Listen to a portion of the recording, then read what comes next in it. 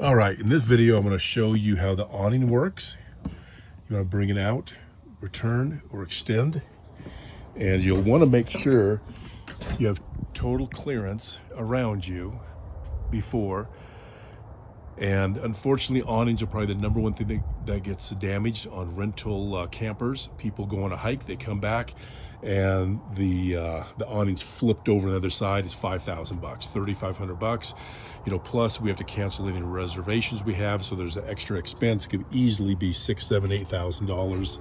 And so you want to always pay attention to the awning. But in ours, and everyone's a little different, you want to make sure the door is either closed or in this position here. That way the door does not catch when this is coming out. You'll come up. We're gonna extend, or excuse me, retract. Make sure the door is out of the way.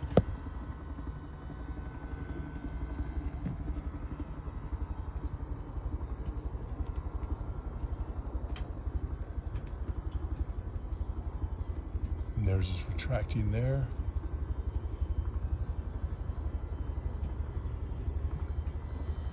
I do have a tree here, so I can get almost all the way out. When you're done,